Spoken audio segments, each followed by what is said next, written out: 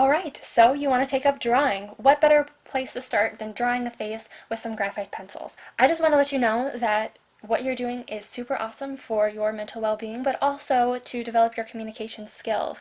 So when you draw, the blood flows to the front of your brain, which reduces blood pressure and makes you feel more relaxed.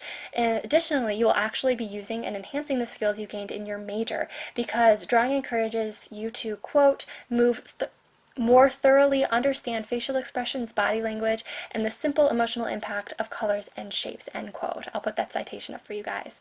All of this stuff is relevant in interpersonal communication and marketing and branding.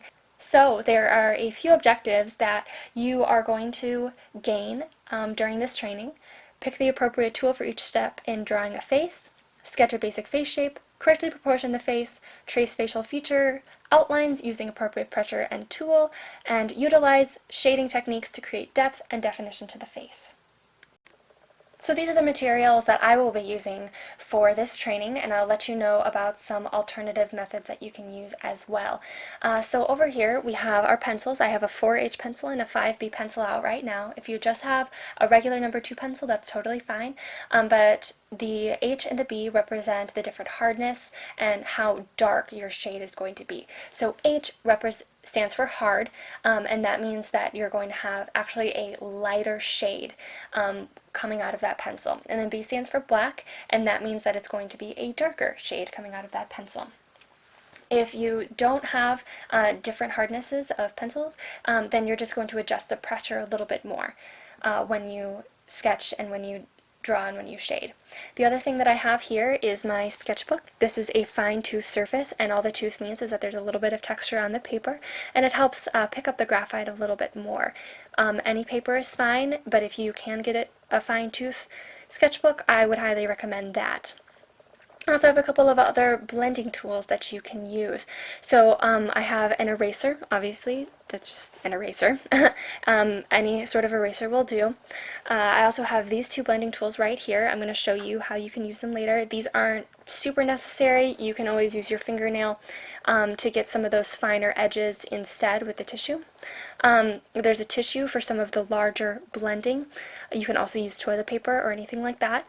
I also recommend laying the tissue out underneath your hand so that the oils in your hand don't get on the paper, because that'll leave unappealing marks when you go to try to shade over them. Then I also have a kneaded eraser. This is one of my favorite tools. You can knead it. It's pretty much just rubber, and it's used to lift some of the graphite up. This is one that I've opened, and this is a new one. I also recommend a ruler because I've already sketched some stuff out. I don't have one shown here, but that'll be really useful with the proportions.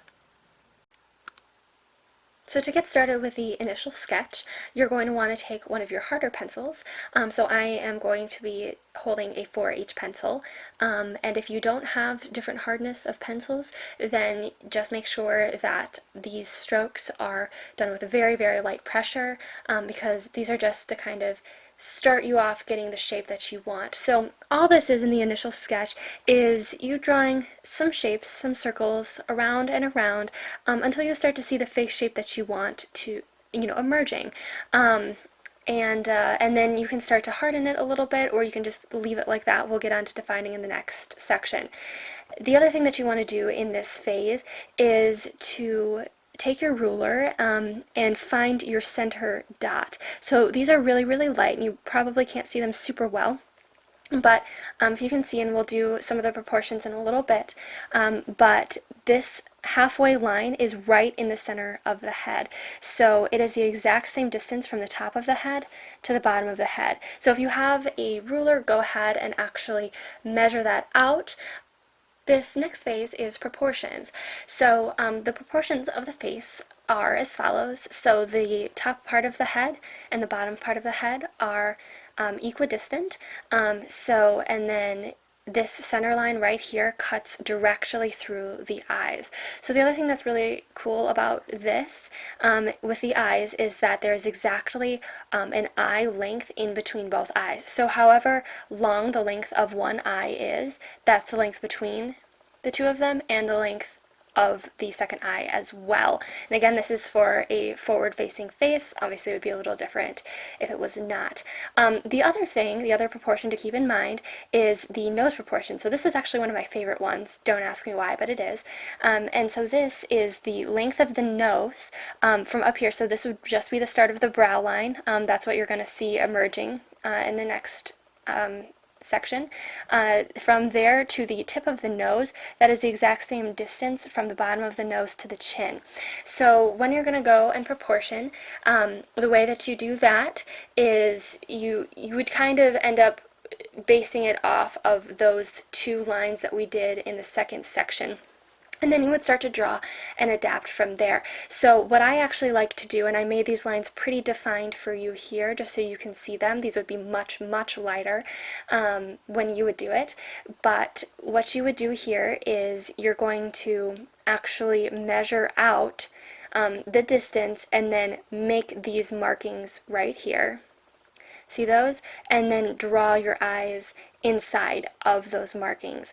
And then same thing for the nose. You're going to make this marking and this marking, and then you're going to do it again. So you would pretty much find where you would want to start that, the top of the nose, and then find the halfway point in between there and the chin. So this third step here is optional. I like to do a little bit of defining before I actually jump into my shading, but this is up to you. So because the last one is really just proportioning and getting the basic face shapes ready, this is really deciding what lines you're going to use. And this is an important step personally for me because, you know, it's very decisive. Yes, these are the lines that I'm going with. This is the way that my face is going to look.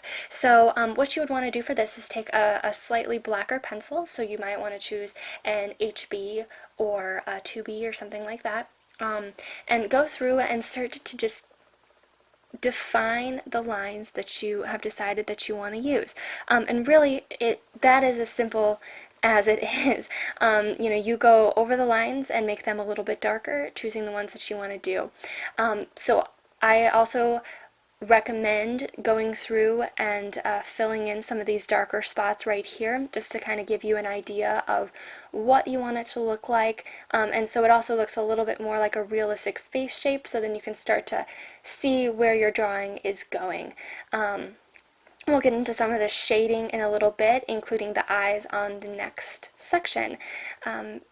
But yeah, so the other thing that you want to do in this section right here is to erase some of the extraneous lines. So if you did have these center lines still and you wanted to erase those a little bit, or you did have your lines delineating where the eyes were in the distance between them, or any of the proportional lines, then you would go through and with your eraser, either your white eraser or your kneaded eraser, like we talked about earlier, you would go through and lighten those lines. Either eraser works. Obviously, as we discussed earlier, the white one really does pick up a lot more and is really, really effective in how it erases. Alright, the moment that we have all been waiting for, at least this is my favorite part of the drawing process, the shading. So this will take you a little bit of time, and you might have to go over a section a few times, erase it, pick it up with the kneaded eraser, try again. So don't get too frustrated. Just remember that this might be your first face, or it might be still a relatively new skill for you, so don't be too hard on yourself. It's really just about practicing and getting better and enjoying how it feels to be creating something with a pencil in your own two hands. So a couple of cool shading techniques, like I talked about at the beginning, what you're going to want to do for the lighter sections is choose a harder pencil. So that's a pencil with H as opposed to B, because B stands for black, and that means that it's going to be a darker line. So when you are shading, especially when you start, it's really important to use the side of your pencil instead of the tip of your pencil, like we do to write. So again, that's the side of your pencil instead of the tip of your pencil. Now, if you do not have a hard to black pencil set, then you really just need to focus on the amount of pressure that you have, which you would have to focus on with these pencils as well, but it's just more significant if you're only using one pencil for all of your shading. So as you might expect, the lighter areas you are going to shade with less pressure and an H pencil. So I really like my 4H pencil. That's my lightest one in my set. For some of this stuff.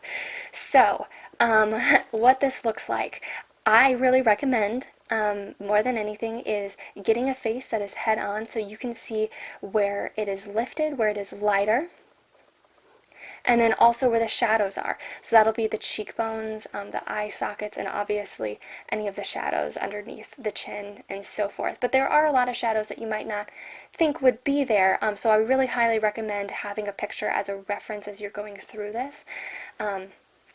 So to get started, what I like to do is I like to start with the stuff that I'm confident with the most, the stuff that is the most defined. And I do tend to jump around, so you'll find your own process. But so for the harder lines where we're not doing a lot of blending, you will want to use the tip of your pencil. And so for this, I would actually end up using a much darker pencil. So this is a 5B, so I would end up tracing the outside of this eye and then making it a little bit darker as I go in. Now, if you can see, there's a tiny little white splotch right here, and I'm going to just outline that little splotch and color around it. And then that's the same thing. I will have these outlines done and then shade them in and blend them from there. Now, in terms of blending some of the parts where there is more of a gradient, what we would do here is we would shade a little bit more color. So what we might do, and I'm going to use just the side of the page right here. So I might start and create like this color right here, and then I would just make it lighter and almost not even put, as if you can even see that anymore, I wouldn't put as many, I wouldn't color the entire section in here, and I would actually rely more on my blending tools. So the two blending tools that you have at your disposal might be an actual blending tool, and these are used generally for the harder lines to blend those in, and here as well there's a lot of graphite that ends up being picked up on these, so you can actually end up shading in some areas without putting graphite from your pencil on those areas at all. But you really have this tissue at your disposal. So what you would do is you would go through, especially around the face, and you would really just start to blend all of that in little circles, just like that. And then you might add a little bit more graphite. Like you can see how in this area right here there is a little bit more pressure, so I might add a little bit more graphite and then shade it in just a little bit more. And that's really how you do most of this face, and it's really just about layering. And so over time I'll build up layers, so I will do a little bit of graphite and then maybe a little bit darker under these cheekbones. I will blend, I'll see what that looks like, look at my picture to see how it looks compared to that, and then build it up a little bit more until I have something that looks the way that I want it. Again, for some of these hairlines, I just build these up slowly over time. So I will start with a point and build up those lines slowly, and then I will either use my darker pencil, so that would be my B pencils, or I would just use more pressure on these areas. The last bit of shading technique that I have for you, if you have one, is using your kneaded eraser. Now, I don't recommend using your white eraser for this at all, so this is using the kneaded eraser is just a technique. So this is a lifting technique. So in these special white parts, instead of just making this darker around here, what you would do is you would simply dab at these different sections to start lifting up those areas and taking some graphite up. This is better than one of these erasers because you really can control the amount of pressure. So you can control how much you take off from which place, and the pressure is just something that you're going to have to practice over time. And that's what I have for shading for you. If you have any questions, feel free to ask me.